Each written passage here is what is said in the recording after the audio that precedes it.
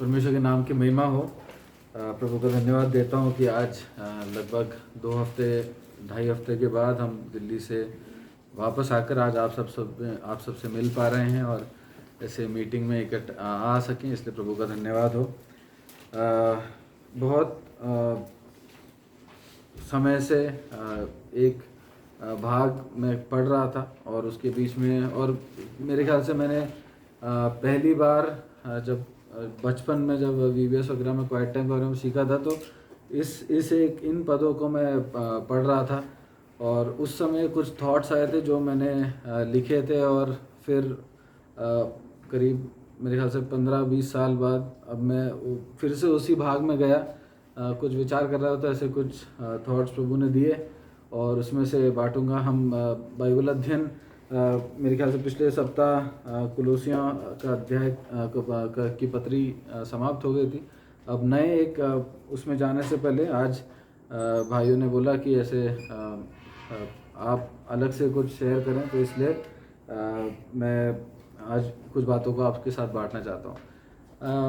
बच्चों से सबसे पहले पूछना चाहूँगा, मैं आज 4 दोस्तों के बारे में भाग में से बता रहा हूँ, तो 4 दोस्त बोल रहा हूँ तो कौन होंगे? हाँ, वेरी गुड। तो दानियल और उसके 3 दोस्त, है ना, दानियल और उसके 3 दोस्त। तो दूसरा अध्याय, दानियल का दूसरा अध्याय और उसके 10 और 11 को पढ़ लेते हैं। बहुत पूरा अध्याय पढ़ना चाहिए वैसे, लेकिन हम उसके 10 और 11 को पढ़ के इस घटना में से हम देखेंगे। दानियल उसका दूसरा अध्याय और उसके 10 और 11, दानियल चैप्टर 2 वर्स 10 एंड 11।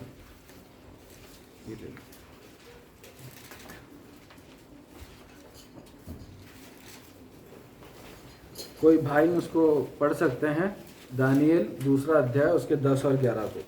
कसदियों ने राजा से कहा, पृथ्वी भर में ऐसा कोई मनुष्य नहीं जो राजा के मन की बात बता सके, और न कोई ऐसा राजा व प्रधान व हाकिम कभी हुआ है जिसने किसी जोशी व तंत्री व कसदी से ऐसी बात पूछी हो।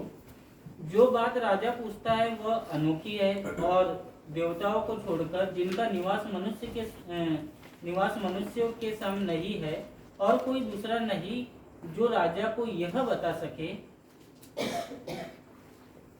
इस पर राजा ने बस 10 और 11। तो इसके संदर्भ को हम देखेंगे, एक कहानी की तरह उसको जल्दी से सुन लेते हैं क्योंकि समय कम है।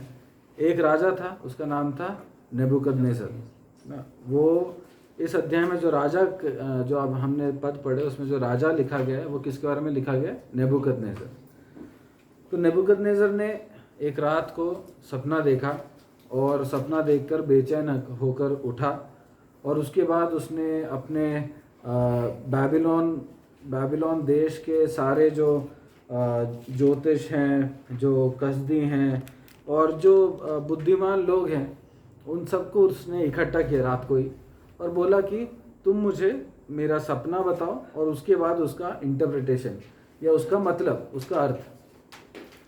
ठीक है, तो एक राजा था नेबूकदनेस्सर उसका नाम। उसने रात को सपना देखा और उसने सपना देखकर बहुत बेचैनी से उठा। उसने अपने जगह के ज्योतिषों, कसदियों, बुद्धिमान लोगों, सब वाइज मैन, एस्ट्रोलॉजर्स और सॉर्सरर्स, मैजिशियंस, सबको बुलाया। उसने बोला कि तुम मेरे को सपना भी बताओ और उसका अर्थ भी बताओ। तो उन्होंने बोला कि आप हमें सपना बताओ, हम आपको अर्थ बताएंगे ना। जो ज्योतिष वगैरह आए थे उन्होंने बोला कि आप सपना तो बताओ, हम अर्थ बताएंगे। सही बात है देखा जाए तो नेबूकदनेस्सर ने फिर से मना कर दिया कि नहीं, मैं सपना नहीं बताऊंगा, तुम्हें ही सपना बताना है, तुम्हें ही अर्थ बताना है, क्योंकि तुम मुझे गलत चीज़ों से, या you can talk wicked things to me, मतलब या फिर you can tell me wrong interpretation, तुम मुझे एक गलत मतलब बता दोगे, है ना। अगर मैंने अर्थ बता दिया तो तुम अपने मन से कुछ भी अर्थ बता सकते, अगर मैंने सपना बता दिया तो तुम अपने मन से कुछ भी अर्थ बता सकते हो, है ना। तो ऐसा ना हो, इसलिए तुम सपना भी बताओ और अर्थ भी बताओ, है ना, यहाँ पे। और अगर तुमने ऐसा नहीं बताया तो पनिशमेंट होगा, तुम्हें काट दिया जाएगा, तुम्हें मार डाला जाएगा, तुम्हारे घर जला दिए जाएंगे, ठीक है, ये पनिशमेंट है। और अगर बताया तो तुम्हें रिवॉर्ड भी मिलेगा, है ना, तुम्हें अगर तुमने बताया तो उसके लिए प्रतिफल भी तुम्हें मिलेगा, लेकिन नहीं बताया तो तुम काट दिए जाओगे, तुम्हारे घर जला दिए जाएंगे। ये सुनने के बाद जब 2 बार उसने मना कर दिया राजा ने सपना बताने से, तब वो कसदियों ने राजा से कहा, जो हमने भाग पढ़ा था, कि पृथ्वी भर में ऐसा कोई मनुष्य नहीं जो राजा के मन की बात बता सके, है ना। वो बोलता है कि ऐसा कोई मनुष्य नहीं जो आपकी बात बता सके। फिर वो बोलता है कि ऐसा कोई राजा भी नहीं है जो ऐसे एक डिमांड रखता है ना। उस ज़माने के राजा बहुत डिमांड रखते थे, है ना, बहुत कुछ भी बोलते थे, उनके मन में जो आए वो बोलते थे, और अगर वो पूरा नहीं होता तो वो पनिशमेंट कर देते थे। तो ये व्यक्ति बोल रहा है कि ऐसे एक समय में भी ऐसा कोई राजा नहीं है जो बोलता है कि आप सपना बताओ और फिर उसका अर्थ बताओ। तो राजा तो उसके बाद उसने ये बोला, फिर उसने क्या बोला 11वें पद में, जो बात राजा पूछता है वह अनोखी है, और देवताओं को छोड़कर जिनका निवास मनुष्य के संग नहीं है, और कोई दूसरा नहीं जो राजा को ये बता सकता है। देवताओं को छोड़कर, ये व्यक्ति बोलता है कि मनुष्य नहीं बता सकता, लेकिन देवताओं को छोड़कर देवता बता सकते हैं, देवताओं को छोड़कर और कोई नहीं बता सकता।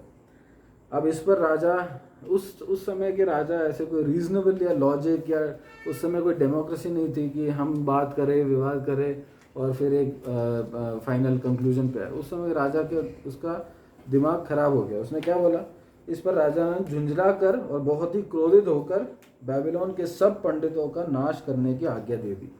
उसने आज्ञा दे दी कि नाश किया जाए। तो ये है जो संदर्भ जहाँ पे हम दानियल और उसके 3 दोस्तों के बारे में कुछ बातें सीखने वाले हैं। तो क्या है उनके जीवन में, ये दानियल और उसके दोस्त एडमिनिस्ट्रेटिव सर्विसेज में, आज के ज़माने में आईएएस जो बोलते हैं, आईएएस जैसे एक पद में है, राजा की सेवा कर रहे हैं, बहुत ऊंची पद है, बहुत रिस्पेक्ट है सोसाइटी में, सब कुछ है। लेकिन अभी एक बहुत बड़ी समस्या आ गई है उनके सामने, और अगर उसके 13वें पद को पढ़ा है तो, और ये आज्ञा निकल गई और पंडित लोगों को घात होने पर था, और लोग दानियल और उसके संगियों को ढूंढ रहे थे कि वे भी घात किए जाए। तो सामने अब मृत्यु है। आईएएस हैं, बहुत बड़े पद पे हैं, है ना, लेकिन सामने क्या है, मृत्यु है। सामने अब एक पनिशमेंट है, सामने एक बहुत बड़ी तकलीफ है, सामने एक चुनौती है ना, सामने एक ऐसी चीज़ है जिसका अब कोई हल नहीं है, क्योंकि वो कंक्लूजन आ गया है कि तुम पर अब मृत्यु आने वाली है। क्या था पनिशमेंट, क्या था क्या था पनिशमेंट मृत्यु में, क्या था, तुम काट दिए जाओगे और तुम्हारे घर जला दिए जाएंगे। अगर परिवार है तो अगर वो काट दिए जाएंगे कि नहीं मालूम, मगर घर तो नहीं रहेगा ना। तो ऐसी एक अवस्था में दानियल और उसके संगी पहुंच गए हैं, और दानियल और उसके संगी इस मुश्किल का, इस चुनौती का कैसे सामना करते हैं, ये आप में से कोई बता सकता है? क्या करते हैं वो लोग? हाँ, तो वो प्रार्थना करते हैं ना। दानियल, अब सिर्फ हम पहले दानियल के बारे में सोचे, क्या दानियल का एक प्रार्थना जीवन था? अच्छा प्रार्थना जीवन था? कैसे पता हमें? हाँ, उसके 6ठे अध्याय में लिखा है, क्लियरली लिखा है कि वो 3 टाइम, दिन में 3 बार प्रार्थना करता था, और ये उसकी रीति थी, या एज ही यूज्ड टू, है ना। उसके लिए उस 6ठे अध्याय में भी एक समस्या आई है उसके जीवन में, है ना। तो उस समस्या के कारण वो प्रार्थना करने के, ऐसा नहीं लिखा है। वो समस्या क्या थी 6ठे अध्याय में, कि अब तुम किसी देवता से प्रार्थना नहीं कर सकते सिवाय राजा के, है ना। राजा डेरियस, उसका हिंदी में मेरे को नाम नहीं मालूम, दारा, हाँ, दारा राजा थे वहाँ पे। अब उससे प्रार्थना कर सकते हो आप, अपने परमेश्वर, किसी देवता, किसी भगवान से प्रार्थना, ये था वहाँ की चुनौती। और उसमें लिखा है कि जब ये आज्ञा निकल गई, उसके बाद दानियल अपने घर जाता है, और जो खिड़की यरूशलेम की ओर खुली रहती है वहाँ पे जाके प्रार्थना करता है, ऐसा लिखा है ना। तो और उसमें लिखा है कि ऐसी उसकी रीति थी दिन में 3 बार प्रार्थना करना। तो दानियल का प्रार्थना जीवन अच्छा है, ये हमने देखा। वो दिन में 3 बार प्रार्थना करता था, ये हमने देखा। तो इसका मतलब है कि जब ये चुनौती आई, जब उनके सामने मृत्यु आई, तो ऐसा हो सकता था कि वो अकेले प्रार्थना करें, है। तो अब ये चुनौती जब आई, तो जिसका प्रार्थना जीवन अच्छा है वो क्या करेगा? जिसका प्रार्थना जीवन अच्छा है वो क्या करेगा?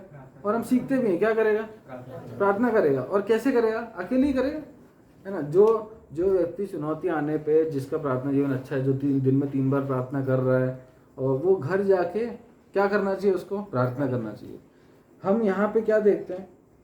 उसके 17वें पद को पढ़ने। तब दानियल ने अपने घर जाकर अपने संगी हनन्याह, मिशाएल और अजर्याह को यह हाल बताकर कहा। हाँ, तब दानियल ने अपने घर जाकर अपने संगी, अपने दोस्त, अपने मित्रों से कहा, ये बातें, ये हाल बताया। जब दानियल, जिसका प्रार्थना जीवन अच्छा है ना, जो रेगुलरली प्रार्थना करने वाला एक व्यक्ति है, और जो परमेश्वर के द्वारा उपयोग में भी आ रहा है ना, हम उसके पिछले अध्याय में इंट्रोडक्शन से ही देखते हैं कि उसने परमेश्वर के लिए अपना जीवन जी रहा है वो, है ना। ऐसे व्यक्ति जब चुनौती आया तो बहुत रीजनेबल है या फिर सही है कि अकेले जाके प्रार्थना करें। लेकिन दानियल यहाँ पे क्लियर ये लिखा है, तब दानियल अपने घर जाकर अपने संगी हनन्याह, मिशाएल और अजर्याह के साथ ये हाल बताया। उसको ये ज़्यादा ज़रूरी लगा कि मैं अपने घर जाऊं और मैं अपने मित्रों के साथ प्रार्थना करूं, अपने दोस्तों के साथ प्रार्थना करूं। चुनौती बड़ी थी, है ना, सामने मृत्यु था। उस चुनौती को कैसे पार करना है कि मेरे को उस राजा का सपना भी बताना है, उसके बाद उस सपने का सही अर्थ भी बताना है ना। चुनौती बहुत बड़ी है, इम्पॉसिबल है, एक मनुष्य के द्वारा नहीं की जा सकती। उस कसदियों ने बोला कि मनुष्य नहीं कर सकता, कौन कर सकता है? देवताएं कर सकते हैं, ऐसा बोला है। वो दानियल क्या करता है? दानियल अपने परमेश्वर के पास जाता है, अपने दोस्तों के साथ अपने परमेश्वर के पास जाता है। उसने उनको ये हाल बताया और 18वें पद में लिखा है, इस भेद के विषय में स्वर्ग के परमेश्वर की दया के लिए ये कहकर प्रार्थना करो कि बाबिलोन के और सब पंडितों के संग दानियल और उसके संगी भी नष्ट न किए जाएं। प्रार्थना करो, है ना। वो अपने दोस्तों के पास जाता है और प्रार्थना करने के लिए बोलता है। तो पहली बात हमने देखी कि चुनौती है, चुनौती का सामना प्रार्थना से किया जा सकता है। दूसरी बात हमने देखी कि प्रार्थना वो भले ही अकेले कर सकता था, लेकिन उसने अपने मित्रों, अपने दोस्तों के साथ प्रार्थना की। आज के संदर्भ में या तब के संदर्भ में भी देखिए, ये सब यहूदा परिवार में से थे, है ना। जूड़ा उस जगह से लाए गए थे। ये एक तरीके से रिलेटेड है ना, भाई हैं ये शायद, और सब रॉयल फैमिली में से थे, तो शायद भाई होंगे, कजन्स होंगे ये, है ना। मित्र लिखा है, संगी लिखा है, लेकिन भाई हो सकता है। आज हम प्रार्थना जब करते हैं तो हम एक दूसरे को क्या बोलते हैं? भाई बोलते हैं ना। हम अब रिलेटेड, हम भले ही कजन्स नहीं है, ऐसा कुछ नहीं है, लेकिन हम भाई हैं। हम एक बहुत करीबी रिश्ते में बंधे गए हैं प्रभु यीशु मसीह में। तो ये जब समस्या आई और जब समस्या का हल प्रार्थना में पता लगा, वो अपने भाइयों के पास गया, है ना। हम ऐसा पढ़ें, वो अपने भाइयों के पास गए, है ना। हमारे यहाँ हम वेडनेसडे को तो मिलते ही हैं, उसके अलावा हम कितने बार अपने भाइयों के पास प्रार्थना करने के लिए गए हैं। और अगर नहीं गए हैं तो ये बाइबल से एक एग्जाम्पल है जाने के लिए कि भाइयों के साथ प्रार्थना करो, है ना। अपना स्वयं का पर्सनल एक प्रार्थना जीवन होना बहुत ज़रूरी है, बहुत हमारे आत्मिक जीवन के लिए बहुत ज़रूरी है। लेकिन अकेले बैठ के प्रार्थना करते रहना इनफ नहीं है, it is not enough. We need to have fellowship. हमें संगति, हमें साथ में बैठ के प्रार्थना करना ज़रूरी है ना। अकेले बैठ के प्रार्थना करना ज़रूरी है, लेकिन साथ में अपने भाइयों के साथ प्रार्थना में समय बिताना ज़रूरी है। एक कलीसियाई रीति में अगर हम पहली सदी की पहली कलीसिया या जब कलीसिया फॉर्म हुई तब देखते हैं, उनमें से एक चीज़ वो क्या कर रहे थे? 4 चीज़ें हैं, उनमें से एक चीज़ क्या कर रहे थे? प्रार्थना कर रहे थे। सीख रहे हैं, संगति कर रहे हैं, रोटी तोड़ रहे हैं, लेकिन प्रार्थना कर रहे हैं ना। भाइयों के साथ अपना खुद का पर्सनल प्रेयर ज़रूरी है, जैसा कि हम दानियल के जीवन में देखते हैं, और अपने भाइयों के साथ प्रार्थना करना भी ज़रूरी है, जैसा कि फिर से हम दानियल के जीवन में देखते हैं। ठीक है।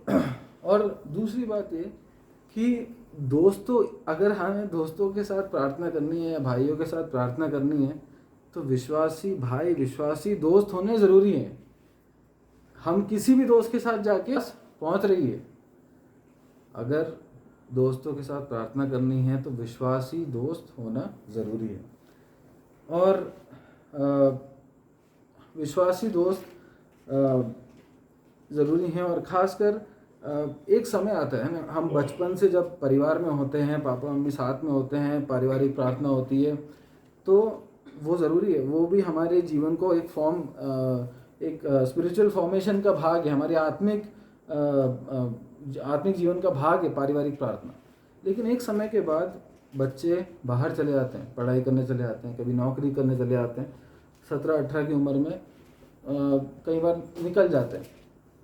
तब पापा मम्मी हॉस्टल में नहीं आ सकते, है ना, और तब पापा मम्मी शायद उस शहर में ही नहीं आ सकते, शायद उस कंट्री में ही नहीं आ सकते, है ना, हम नहीं जानते। ये लोग भी एक फॉरेन लैंड में थे। अच्छा, अब बच्चों से या बड़ों से भी फिर से पूछना चाहता हूँ, क्या लगता है कितने उम्र के होंगे दानियल और उसके दोस्त? जब उनको बंधुए कर लेकर आए तब लगभग कितने उम्र के होंगे?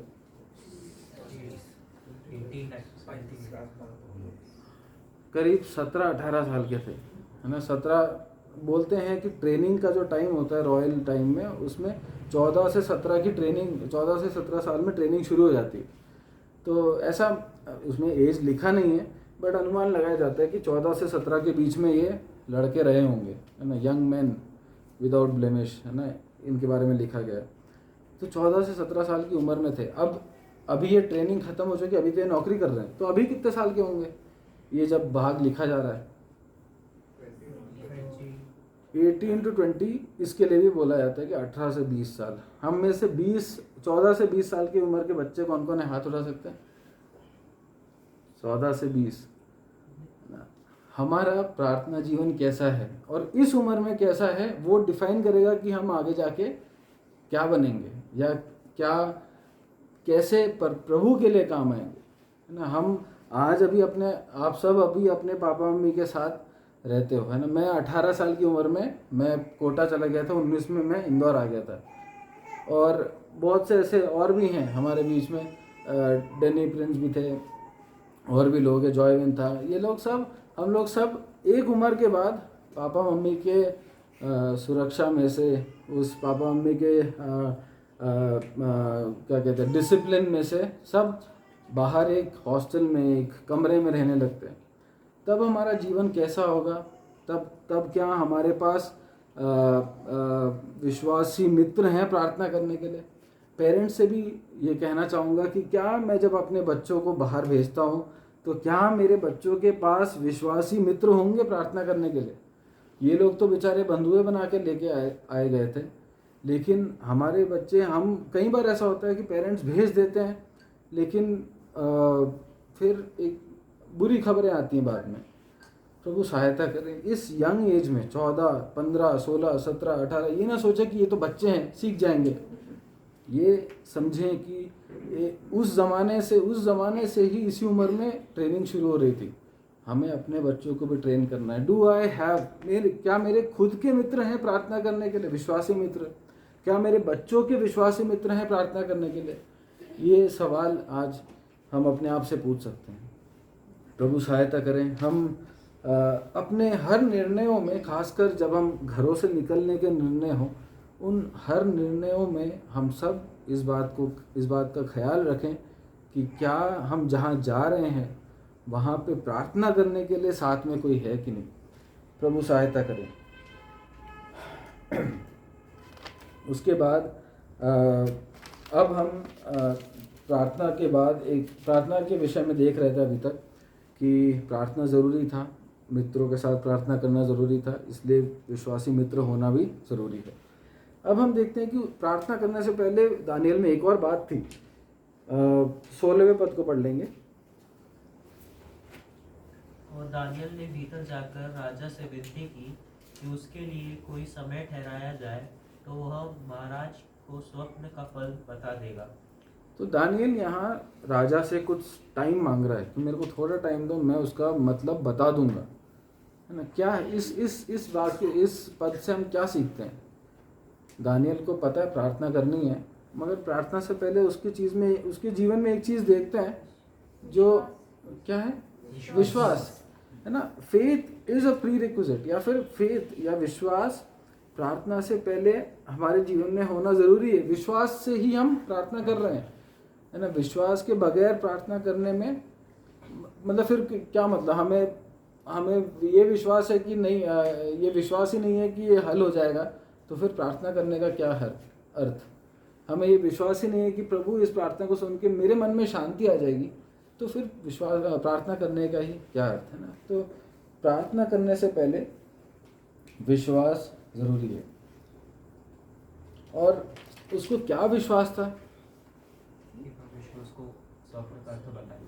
हाँ, वो बार बार आगे जाके कहता है और परमेश्वर को धन्यवाद देते हुए भी कहता है, उसके 22 में वो खुद कहता है, वही गूढ़ और गुप्त बातों को प्रकट करता है ना। और उसके 28 को पढ़ें।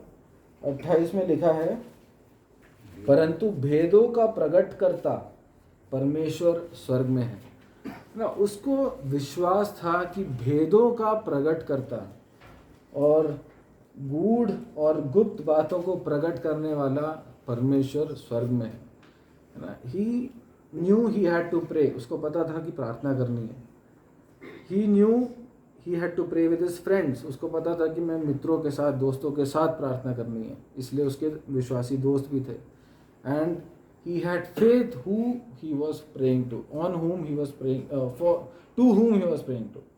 उसको विश्वास था कि गुप्त बातों को प्रकट करने वाला परमेश्वर स्वर्ग में है और मैं उससे प्रार्थना करने वाला हूँ।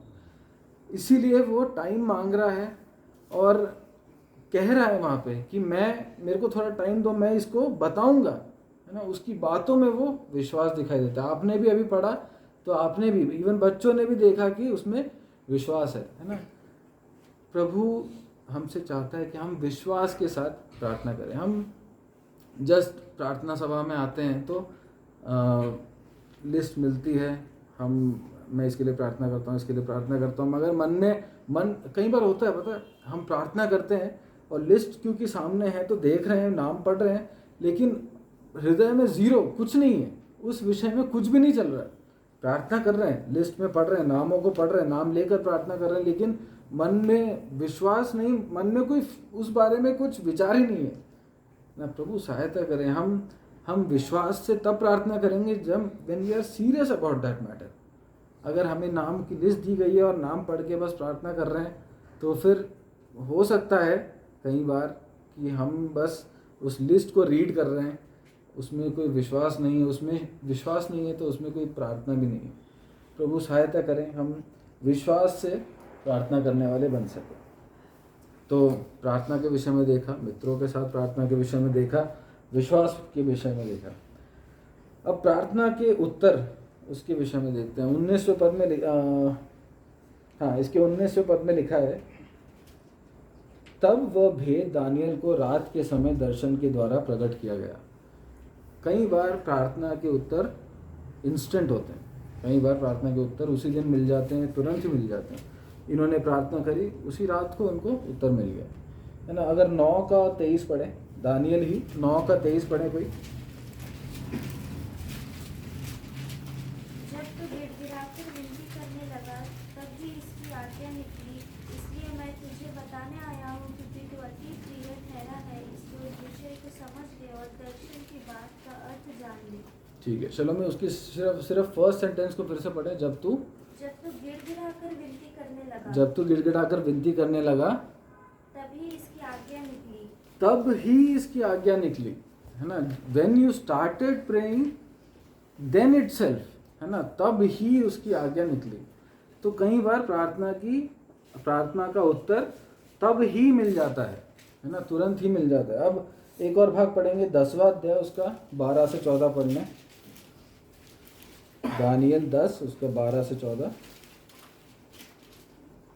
फिर उसने मुझसे कहा, हे दानियल, मत डर, क्योंकि पहले ही दिन को जब तूने समझने बूझने के लिए मन लगाया और अपने परमेश्वर के सामने अपने को दीन किया, उसी दिन तेरे वचन सुने गए और तेरे वचनों के कारण आ गया हूँ और मैं तेरे वचनों के कारण आ गया हूँ। वारस के राज्य का प्रधान 21 दिन तक मेरा सामना किए रहा, परंतु मिकाएल जो मुझ मुख्य प्रधानों में से है वह मेरी सहायता के लिए आया, इसलिए मैं फारस के राजाओं के पास रहा। और अब मैं तुझे समझाने आया हूँ कि अंत के दिनों में तेरे लोगों की क्या दशा होगी, क्योंकि जो दर्शन तूने देखा है वह कुछ दिनों के बाद पूरा होगा। अब इस प्रार्थना में क्या हो रहा है? कितने दिन का गैप आ गया? उत्तर इस प्रार्थना में वो याजक बोल रहा है, दूत बोल रहा है कि मैं जिस दिन तूने प्रार्थना करी उसी दिन मैं उत्तर को लेके निकल गया, है ना, उसके 12वें पद में। और उसके बाद 13वें पद में क्या लिखा है? कितने दिन का गैप आया बीच में? 21 दिन का गैप आया। मतलब कितने हफ्ते हुए? 3 हफ्ते हुए, है ना। हमने एक जगह देखा, अपने जिस भाग में दूसरा अध्याय में देखा कि उसी रात को प्रार्थना का उत्तर मिल गया।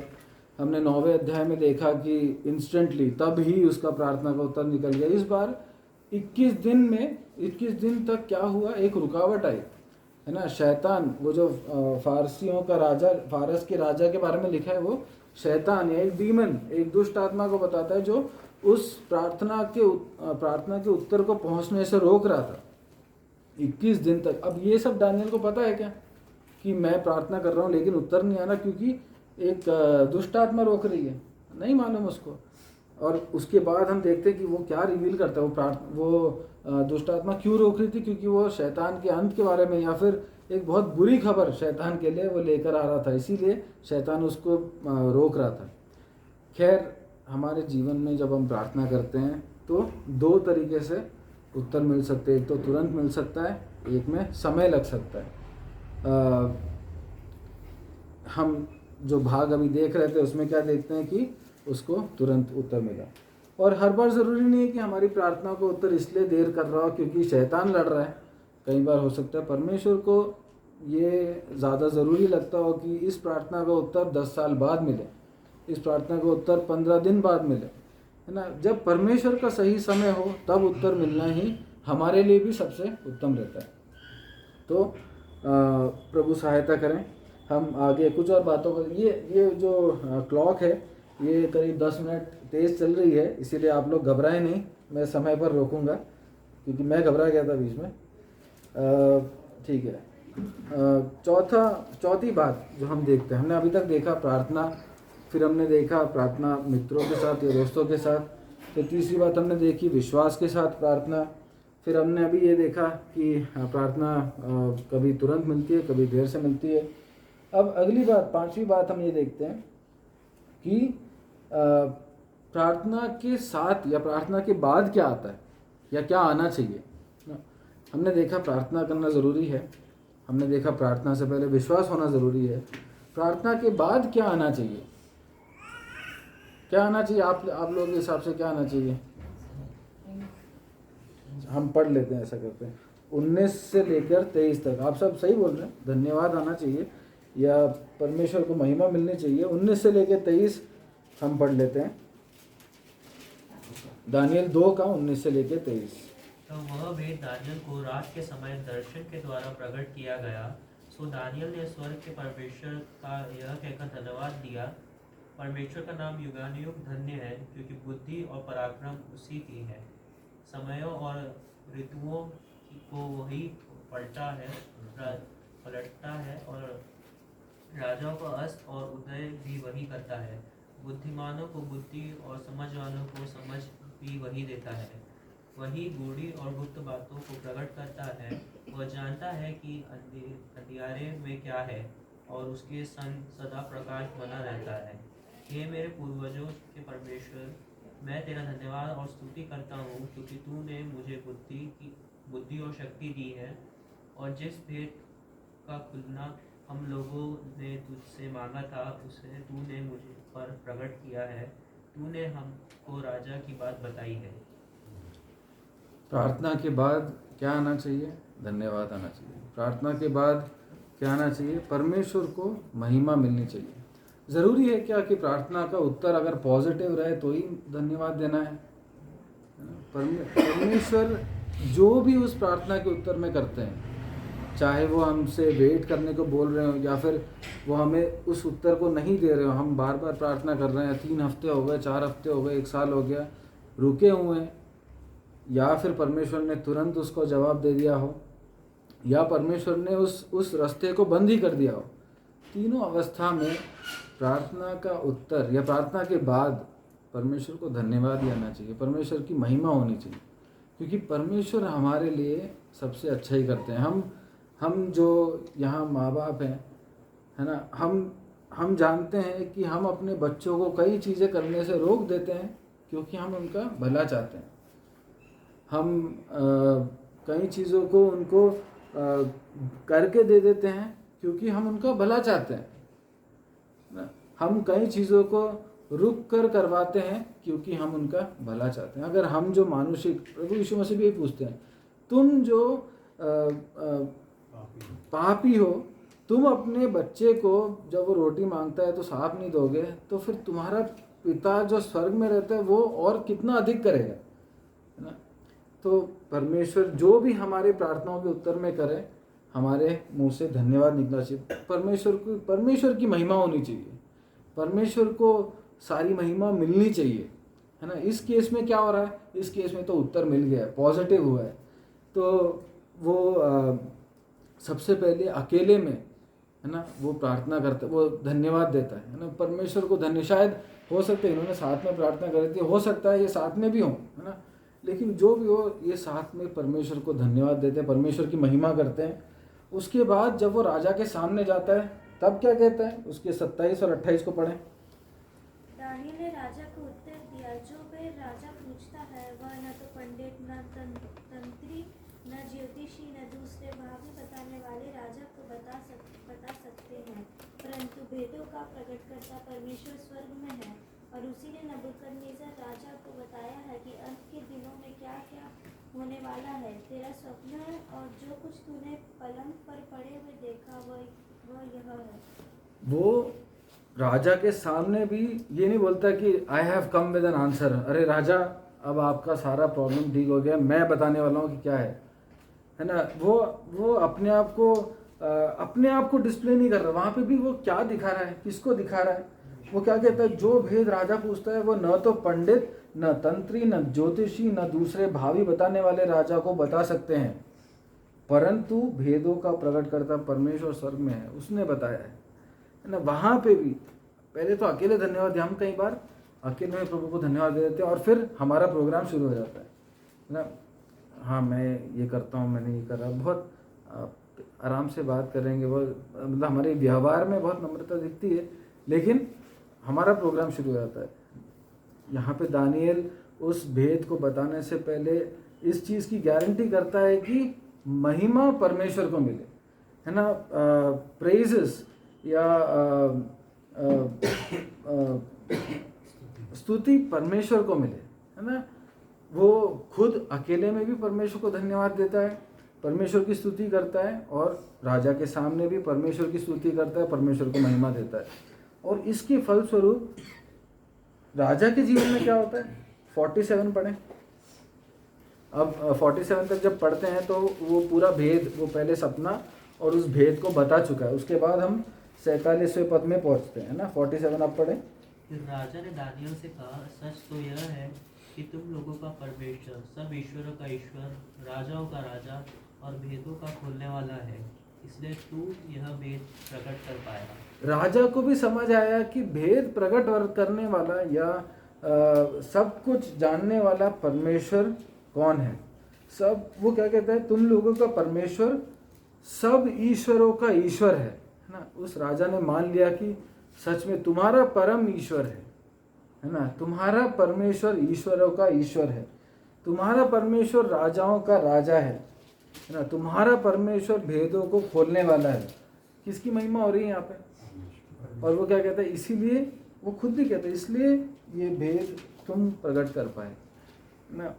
महिमा सिर्फ मेरे पर्सनल लाइफ में परमेश्वर को नहीं देनी है, ओपन में भी परमेश्वर को ही महिमा देनी है, ताकि दूसरे भी उसी परमेश्वर की महिमा दे, उसी परमेश्वर को महिमा दे, ताकि दूसरे भी समझे कि मेरा परमेश्वर ही ईश्वरों का ईश्वर, राजाओं का राजा, भेदों का प्रकट करने वाला है। हमारे पर्सनल लाइफ में स्तुति महिमा ज़रूरी है, हमारे सोशल लाइफ में भी परमेश्वर को स्तुति। हमें लगता है कि अगर हम ऐसा कुछ बोल देंगे कि हाँ हमें परमेश्वर की दया से, तो वो सोचेंगे कि ये कौन है, पर वो लोग तो नहीं बोलते ऐसा, वो लोग सोचेंगे कौन है, परमेश्वर की दया से मैं पहुंच गया, या परमेश्वर की इच्छा हो तो मैं ये ऐसे पद बोल के क्या दिखाना चाहता है। ऐसा हो सकता है। एक भाई बता रहे थे कि एक भाई ने ऐसा बोला, परमेश्वर का धन्यवाद हो, तो उसके अविश्वासी दोस्त ने पूछा कि तुम अभी क्या बोले अभी, तो उसने उस द्वारा गॉस्पेल शेयर किया। अभी 2 हफ्ते पहले ही मैं बात कर रहा था, वो भाई बोल रहा था। ये भी सुसमाचार बांटने का एक जरिया है। इस व्यक्ति को क्या समझ आया कि दानियल का परमेश्वर ही परमेश्वर है, ईश्वरों का ईश्वर, राजाओं का राजा है। प्रभु सहायता करे हम स्तुति और महिमा अपने अकेले के जीवन तक सीमित ना रखें, सबके सामने, पड़ोसियों के सामने, है ना, साथ काम करने वालों के सामने, बाकी स्टूडेंट्स के सामने जिनके साथ हम पढ़ाई करते हैं, हम परमेश्वर को महिमा देने वाले बन सकें। और उसके बाद एक और बात समझ आती है कि वो एक व्यक्ति अगर परमेश्वर को महिमा दे रहा है या फिर अपने अलावा किसी और को महिमा दे रहा है, मतलब उस व्यक्ति में दीनता है ना, वो नम्र है, उसको अपनी महिमा नहीं चाहिए, इसलिए वो दे रहा है। हमें दानियल के जीवन में दिखाई देता है कि वो व्यक्ति या दानियल नम्र है। उसके उस बात को भी हम कुछ पदों में पढ़ लेते हैं। 27 को पढ़ें, जो हमने पहले पढ़ा था, उसी को हमने उसमें देखा था कि जो वेद राजा पूछता है वो कोई नहीं बता सकता, परंतु भेदों का प्रकट करने वाला परमेश्वर जो स्वर्ग में है। तो वो इस बात को फिर से बता रहा है कि कोई नहीं बता सकता, कोई मनुष्य नहीं बता सकता, लेकिन मेरा परमेश्वर बता सकता है। और उसी के एक और 30 को पढ़ें। 30 में भी दानियल ऐसे ही कुछ कहता है, उसमें मैं पढ़ देता हूँ। मुझ पर यह भेद इस कारण नहीं खोला गया कि मैं और सब प्राणियों से अधिक बुद्धिमान हूँ ना। वो दानियल कहता है कि ये भेद मेरे पे इसलिए नहीं बताया परमेश्वर ने कि मैं बुद्धिमान हूँ या मैं और प्राणियों से बुद्धिमान हूँ, है ना। वो कह सकता था कि राजा वो भेद मेरे को मिल गया है ना, मेरे को बताया परमेश्वर ने, मुझ में कुछ तो खास होगा, है ना, मेरा स्पिरिचुअल लाइफ, मेरा आत्मिक जीवन कुछ तो बढ़कर होगा। उसने अपने आप को ज़ीरो कर दे। वो क्या कह रहा है, मेरे को इसलिए नहीं बताया क्योंकि मैं सब प्राणियों से कुछ महान हूँ। क्या लिखता है उसके आगे, परंतु केवल इसी कारण खोला गया है कि स्वप्न का फल राजा को बताया जाए और तू अपने मन का विचार समझ सके। हमें ये समझना ज़रूरी है कि हमारी बस की कुछ भी नहीं, हमसे कुछ नहीं हो सकता, लेकिन ये भी समझना ज़रूरी है कि परमेश्वर हमारे द्वारा बहुत कुछ कर सकते हैं। दानियल को वो समझ आया, उसने परमेश्वर से पूछा, प्रार्थना करी, गिड़गिड़ाया, और परमेश्वर ने उसके द्वारा जब काम किया तो उसने महिमा परमेश्वर को दी और बोला कि इसमें मेरी कोई खासियत नहीं। उसने ये नहीं बोला कि मैं हूँ जिसने प्रार्थना करी इसलिए इसका उत्तर मिला। उसने ये नहीं बोला कि मैंने अपने दोस्तों को इकट्ठा करके प्रार्थना करी इसलिए मेरे को उत्तर मिला, है ना। उसने बस ये बोला कि परमेश्वर ने इसलिए बता दिया ताकि तुम जान लो। परमेश्वर हमारे जीवन में से कार्य करना है तो हमें सबमिट होना है, हमें अपने आप को पूर्ण रीति से समर्पित करना है, और जीवन में नम्रता, दीनता होना ज़रूरी है। हम कुछ बड़े नहीं हैं, हम कभी भी बड़े नहीं हो सकते, हम कभी भी महान नहीं हो सकते, सिर्फ परमेश्वर महान है। प्रभु सहायता करें। और इस सब के ये सब होने के द्वारा हमने उस सपना क्या था वो नहीं देखा, हमने सपना का अर्थ क्या था वो नहीं देखा, मगर मेरा विश्वास है उससे बढ़कर इस सपने के अर्थ और ये सब बताए जाने से, इस पूरे प्रक्रिया से, इस पूरे ये जो हो रहा है उससे हुआ क्या। एक तो सपना का भेद समझ आया, है ना, नेबूकदनेस्सर ने परमेश्वर को महिमा दी। दूसरी बात, उसके 24वें पद में दानियल बोलता है,